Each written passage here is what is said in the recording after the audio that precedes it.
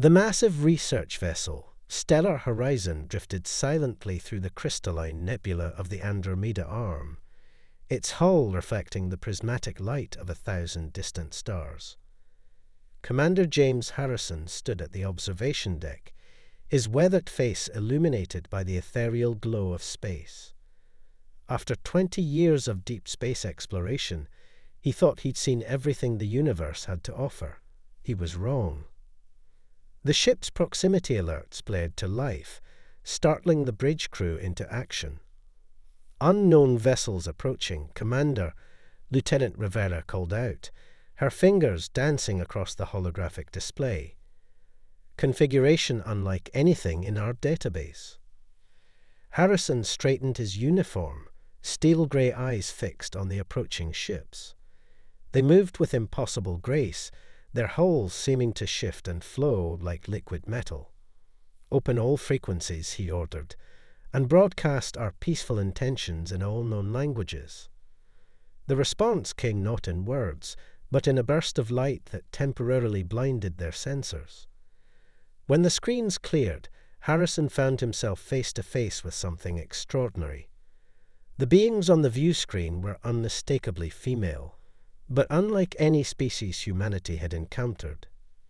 Their skin held an opalescent sheen, and their eyes glowed with an inner light that seemed to pierce directly into his soul. "I am Lyra, first sentinel of the Nixian Collective," the lead figure announced, her voice carrying an otherworldly harmony. "You have entered forbidden space. Explain your presence or be destroyed." Harrison maintained his composure, though his heart raced. The Nixians were considered a myth, a spacefaring race so advanced and mysterious that most dismissed them as legends. "I am Commander James Harrison of the Earth research vessel Stellar Horizon. We are on a peaceful mission of scientific exploration. Our presence here was unintentional. We were studying the unusual properties of this nebula." Lyra's expression remained unreadable, but something flickered in those luminescent eyes. "Your kind has been warned about our territory before, Commander. The Nixian Collective does not welcome outsiders, particularly near our female members. Your species' history of violence and conquest precedes you." As Harrison prepared to respond, the ship's science officer, Dr. Pateau, rushed onto the bridge. "Commander, the nebula's radiation is affecting our shield harmonics. We need to make repairs, or we'll be vulnerable to the stellar winds." The timing couldn't have been worse. Harrison knew he had to make a choice: risk their lives by retreating with damaged shields, or take a chance on diplomacy with a notoriously isolationist species. "First Sentinel Lyra," he said, choosing his words carefully, "our ship is damaged. We request temporary sanctuary while we make repairs. We will submit to any security measures you deem necessary." The Nixian Council members visible behind Lyra erupted in protest, their musical language filling the channel with discord. But Lyra raised a hand, silencing them. "There is something different about you, Commander Harrison. Something that—" She paused, studying him intently. "Intrigues me. We will grant you sanctuary, but under strict conditions. Any male crew members must remain in designated areas. Any attempt to approach our females outside of official channels will result in immediate execution." Harrison agreed to the terms, knowing this could be humanity's first real chance to understand the mysterious Nixians. As their ship was escorted to a massive space station hidden within the nebula's swirling gases, he couldn't shake the feeling that there was more to Lyra's interest than simple diplomatic courtesy. The Nixian station was a marvel of engineering, a structure that seemed to be grown rather than built. Crystalline spires stretched for kilometers, housing what appeared to be entire ecosystems within their transparent walls. The Stellar Horizon was guided to a docking bay that adapted its very structure to accommodate their ship's dimensions. During the docking procedure, Harrison received a private transmission from Lyra. Your reputation precedes you as well, Commander. You were the one who negotiated peace with the Arcturian hive, were you not? The one who chose understanding over destruction. News travels far, Harrison replied, surprised. Yes, that was me. I've always believed that violence should be our last resort, not our first response. Then perhaps, Lyra's voice softened almost imperceptibly, perhaps this encounter need not end in tragedy as the others have. As Harrison's crew began their repairs under the watchful eyes of Nixon guards, he couldn't help but notice the stark separation between genders among their hosts. The male Nixians, fewer in number and smaller in stature, served purely defensive roles. The females, magnificent and powerful, were clearly the leaders, scientists, and decision-makers. During the first day of their stay, Harrison observed something else. The Nixian females seemed to be protected by more than just guards and protocols. There was an energy field around them, something subtle but definitely artificial. Every time he passed near one, he felt a slight resistance, as if the very air was pushing him away. Dr. Petal's analysis confirmed his suspicions. It's some kind of biological force field, Commander, she reported in hushed tones. It seems to be keyed specifically to male pheromones of any species. The technology is centuries beyond anything we've ever seen. But when Lyra approached Harrison for their scheduled diplomatic meeting, he noticed something extraordinary. The field didn't activate. They stood mere meters apart, the first time in recorded history that a human male had been able to come so close to a Nixian female. Impossible, one of the Nixian guards whispered, raising his weapon. Lyra waved him down, her expression showing the same surprise Harrison felt. It seems, Commander, she said, her voice carrying a mix of wonder and concern, that we have much to discuss about why you are different from every other male who has ever approached our kind. The discovery would change everything, not just for Harrison and Lyra, but for the future of human-Nixian relations. As they stood there, separated by mere steps, instead of the usual force field, neither of them realized they had just become the center of a controversy that would shake both their civilizations to their very foundations. The news of Harrison's immunity to the Nixian biofield spread through the station like a shockwave. Within hours, the crystalline corridors buzzed with whispers and speculation. Harrison found himself under even more intense scrutiny, though now tinged with curiosity rather than just suspicion. In her private chambers, Lyra paced before a wall of shifting liquid metal that served as both window and data display. The sacred laws are absolute, she muttered, watching recordings of her interaction with Harrison. No male has ever bypassed the shield of succession, not in 10,000 years. The shield of succession, as Harrison learned during an emergency council meeting, wasn't just a security measure. It was the cornerstone of Nixian society. Created after a devastating civil war that nearly destroyed their species, the biofield protected female Nixians from what they saw as the inherent aggression of males, allowing their matriarchal society to flourish. Our ancestors engineered the shield at the molecular level, explained Elder Vizara, her ancient eyes fixed on Harrison as she addressed the council. It responds to specific genetic markers present in all known male species. Its very existence has shaped our evolution, our culture, our future. And now, she gestured at Harrison, we have an anomaly. The human commander stood calmly before the council, aware that his every movement was being analyzed. With respect, Elder, I'm not here to challenge your ways. My crew's repairs are nearly complete. Once they're done, we'll depart and... It's not that simple anymore. Lyra interrupted, her voice carrying both authority and an edge of something else, excitement, fear. Commander Harrison's existence proves that the shield is not infallible. This information alone could destabilize our entire society. As if to prove her point, alarms suddenly blared throughout the station. Unauthorized gathering in the lower levels, a voice announced. Security forces requested. Harrison and Lyra rushed to the security center, their shared concern momentarily overriding protocol. On the monitors, they watched as a group of male Nixians gathered in protest, their normally subservient demeanor replaced with obvious agitation. "If a human can break the shield," one protester shouted, "then everything we've been told is a lie." Lyra's fingers flew across the control panel, initiating containment procedures. "This is exactly what I feared.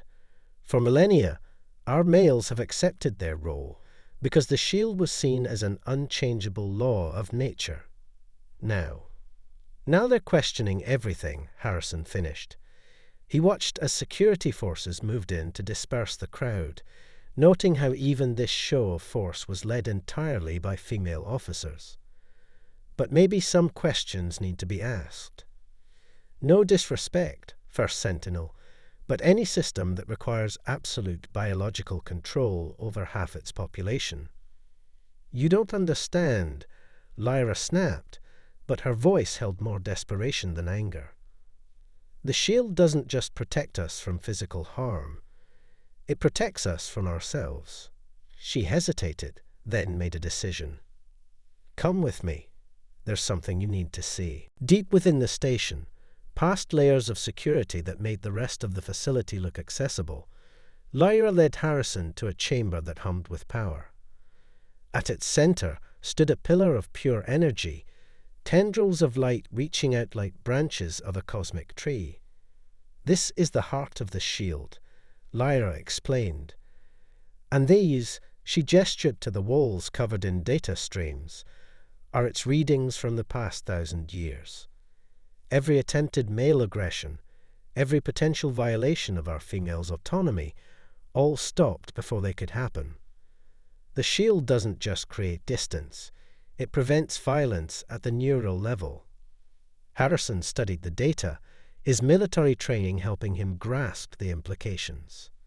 "It's a behavioral modification field. You're not just keeping males at a distance, you're altering their basic impulses." "To save our species," Lyra insisted. "Before the shield, we were like so many other civilizations, torn apart by violence, by destructive impulses we couldn't control. The shield gave us peace, gave female Nixians the freedom to lead without fear.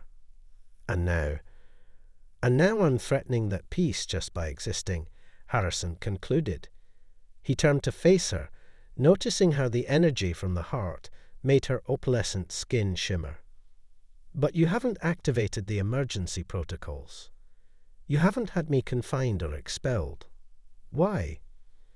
Lyra stepped closer, close enough that any other male would have been driven back by the shield. "Because you feel it too, don't you? This connection. It defies everything we know, everything we've built our society upon. And part of me thinks that maybe, just maybe, that's not entirely a bad thing." Before Harrison could respond, his communicator crackled to life. "Commander," Lieutenant Rivera's voice was tense. "We've detected unusual energy signatures approaching the station. They match the readings from known pirate vessels." Lyra's expression hardened. "The Scarlet Marauders. They've been probing our defenses for months, but they've never dared come this close. Unless," Harrison suggested, "they somehow learned about what happened with the shield. About me." The implications hung heavy in the air. If word had gotten out about a way to bypass the Nixians' greatest defense, their entire civilization could be at risk. And somehow, Harrison knew, the answer to saving it lay not in strengthening their separation, but in breaking down barriers that had stood for thousands of years. As they rushed back to the command center, neither spoke of the moment they'd shared in the heart chamber. But both knew that whatever happened next would either bridge the gap between their peoples or destroy everything the Nixians had built, and possibly both their species along with it. The Scarlet Marauders' fleet emerged from hyperspace like a swarm of metal wasps, their ship's crimson hulls reflecting the nebula's light. Harrison stood beside Lyra in the Nixian command center, watching as 37 hostile vessels took up attack positions around the station. "They've cut off every escape vector," Lieutenant Rivera reported from the stellar horizon. "These aren't ordinary pirates. Their formation suggests military training." "Because they're not just pirates." Lyra's voice was grim. "Scan their flagship's energy signature." Harrison's eyes widened as the data appeared. "That's impossible. Those are Nixian para-readings." "Exiles," Lyra explained, her luminescent eyes darkening. "Led by Varric, a male who was banished for attempting to disable the shield 50 years ago. We thought he'd died in the outer regions." She turned to Harrison. "Now we know what he's been doing all this time. Building an army." The command center's communications array crackled to life, and a harsh voice filled the chamber. "This is Commander Varric of the Liberation Fleet. Our spies tell us the shield has been breached. Your time of oppression is over. Surrender your females, and the station will be spared." Harrison watched as every female Nixian in the command center straightened, their faces showing not fear but cold fury. Lyra stepped forward, her voice carrying the weight of centuries. "You dare threaten the heart of our civilization. You forget who we are, Varric. The shield doesn't make us strong. It merely lets us use the strength we've always had." "Pretty words," Varric sneered. "But our ships carry dampening fields that will neutralize your precious shield entirely. Your time of hiding behind it is over." As if to demonstrate, the pirate fleet began emitting waves of energy that made the station's defenses flicker.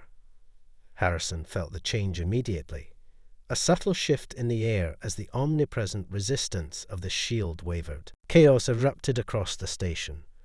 Reports flooded in of male Nixians, suddenly free of the shield's influence, some celebrating, others terrified of their own newfound freedom. Security forces scrambled to maintain order, but centuries of rigid social structure were unraveling in minutes. "We need to get to the heart." Lyra grabbed Harrison's arm. "If they disable it completely." An explosion rocked the station, throwing them both against a wall. Through the transparent crystal sections, they could see boarding pods attaching themselves to multiple levels. "They're not just trying to disable the shield," Harrison realized. "This is a full invasion." They fought their way through increasingly chaotic corridors, passing scenes of conflict between those trying to maintain order and those seeking to overthrow it. Harrison was struck by how quickly society could fracture when its fundamental assumptions were challenged. In the heart chamber, they found Dr. Patel already working at the controls. "Commander, the pirate's dampening field is sophisticated. It's not just blocking the shield, it's trying to reverse its polarity. If they succeed," Lyra added, "the shield will actively harm females instead of protecting them. Varric isn't just trying to defeat us, he's trying to enslave us." Harrison studied the heart's readings, his mind racing. The shield works by reading genetic markers, right? What if we could reprogram it? Not to control anyone, but to protect everyone equally. "Impossible," Lyra started to say, but then paused, looking at Harrison with new understanding. "Unless, that's why you're immune. Your genetic structure, it must be naturally balanced in a way our shield doesn't recognize as male or female." "Exactly." Dr. Purtill's fingers flew across the controls.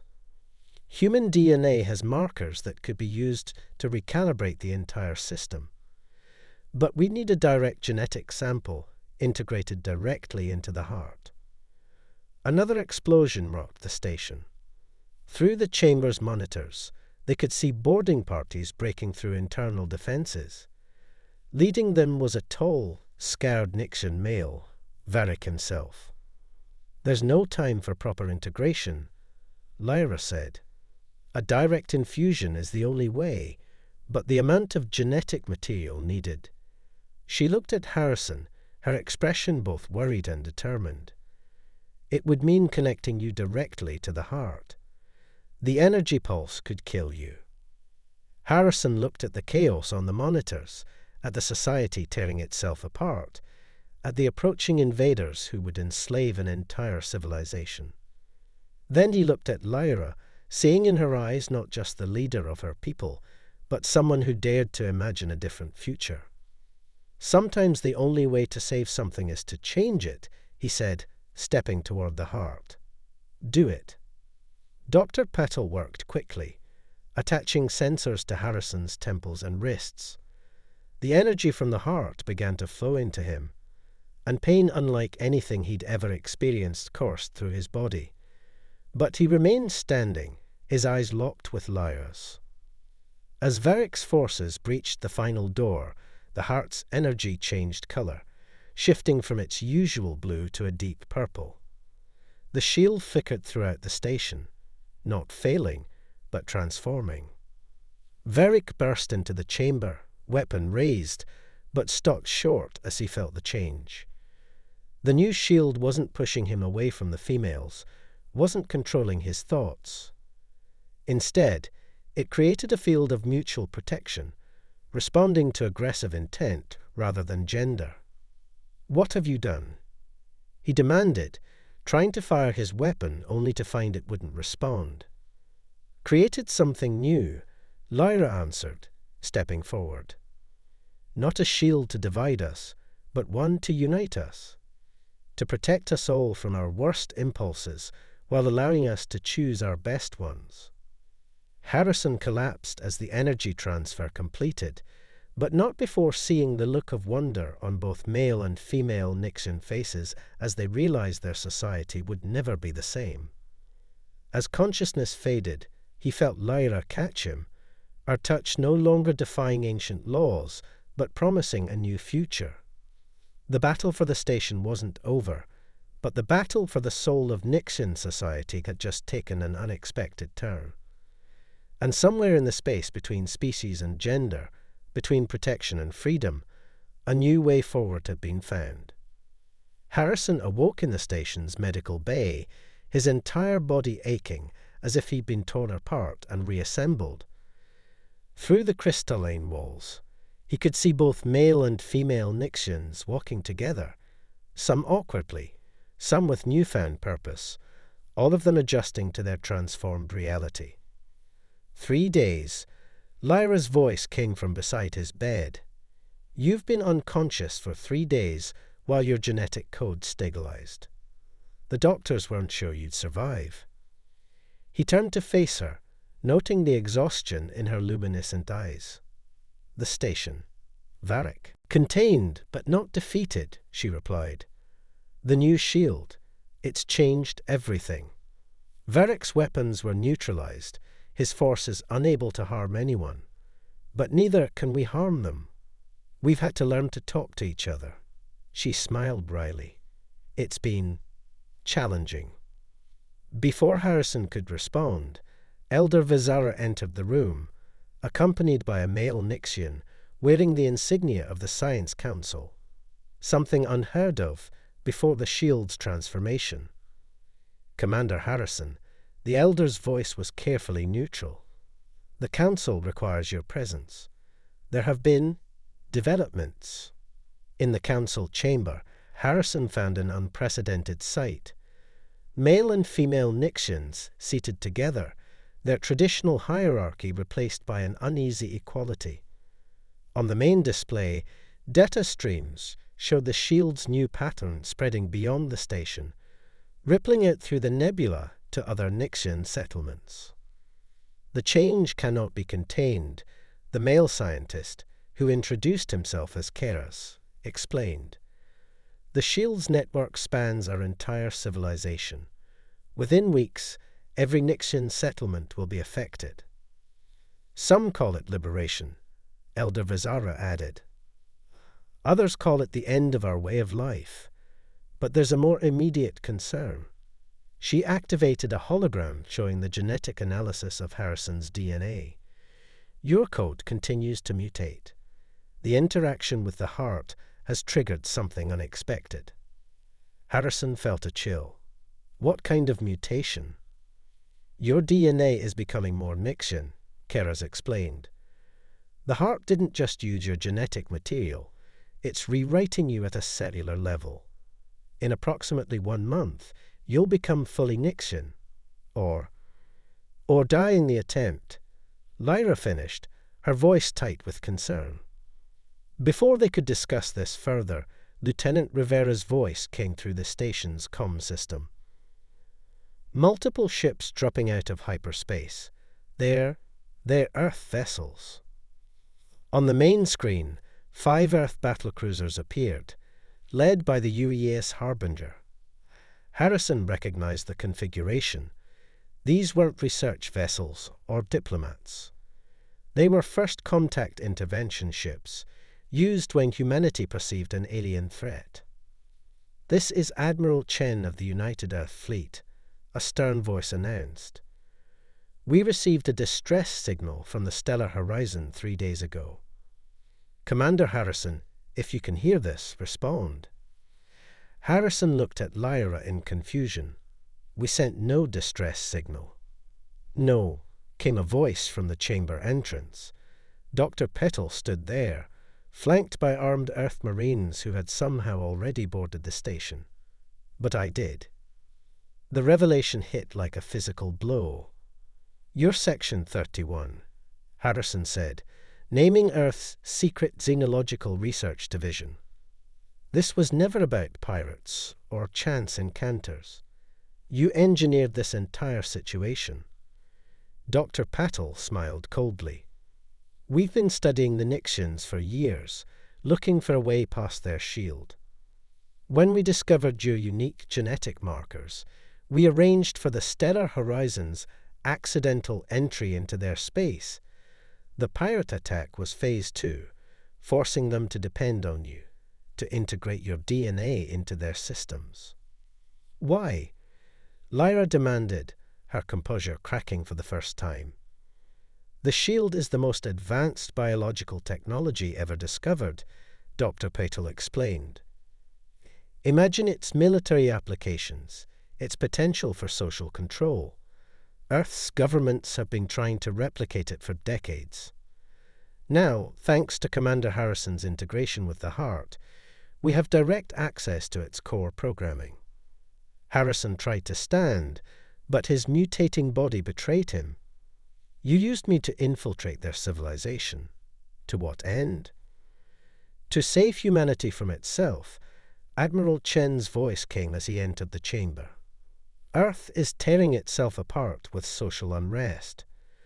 We need the shield's technology, the original version, not this watered-down, peaceful variation you've created." Lyra stepped forward, her voice carrying the authority of her position despite the chaos around them. "You don't understand what you're asking for. The old shield was a prison of our own making. What we have now is an abomination," Dr. Patel cut in. "The Admiral's ships carry a signal that will revert the shield to its original programming. And thanks to Commander Harrison's DNA being integrated into the system, Earth will have complete control over it." Harrison watched in horror as Earth Marines began securing the chamber. The Nixians couldn't fight back. The new shield prevented any violence. Their own creation of peace had become their weakness. But as he caught Lyra's eye, he saw not defeat but determination. They had come too far, broken too many barriers to let humanity's fear destroy everything they'd built. Somehow, they would have to find a way to protect both their peoples, not through force or control, but through the same trust that had allowed them to transform the shield in the first place. The question was, could they do it before his mutation either killed him or changed him forever? And would either of their civilizations survive the coming conflict between those who sought to control and those who sought to connect? As alarms blared announcing more Earth ships arriving, Harrison realized the real battle was just beginning. The price of trust wasn't just personal sacrifice. It was the courage to believe in something better, even when both your worlds were trying to tear it down. The Nixian station hung in the nebula's embrace, surrounded by Earth warships on one side and the remnants of Varric's fleet on the other. Inside, time was running out. Harrison's transformation had accelerated. Patches of his skin now showed the opalescent sheen of Nixian physiology, and the pain was becoming unbearable. The reversion signal will deploy in 30 minutes. Admiral Chen announced to the occupied council chamber. Dr. Patel, begin the extraction process. As Earth technicians moved to connect their equipment to the heart, Lyra stood motionless, her eyes fixed on Harrison. In their shared gaze passed an entire conversation and a plan. You know what's truly ironic, Admiral? Harrison managed to stand, his voice stronger than his trembling body suggested. You're so focused on controlling the shield that you never asked why it accepted my DNA in the first place. Dr. Petal paused in her work. Your genetic markers were engineered by you, yes, Harrison interrupted. But the shield didn't accept them because they were special. It accepted them because they were balanced. Human DNA carries both masculine and feminine traits naturally. The shield didn't see me as an anomaly. It saw me as whole. Commander Harrison is correct. Curtis spoke up, having quietly worked at his console during the occupation. And in changing him, the heart isn't just making him Nixian. It's completing a process that began generations ago. Lyra stepped forward, her presence commanding attention even from the Earth Marines. Our ancestors created the shield out of fear. Fear of violence, fear of change, fear of our own nature. But fear only creates more fear. What Commander Harrison gave us wasn't just his DNA. He gave us the courage to trust. Touching. Admiral Chen scoffed. But irrelevant. The shield will be restored to its original purpose and... He was cut off by a sudden shift in the station's lighting.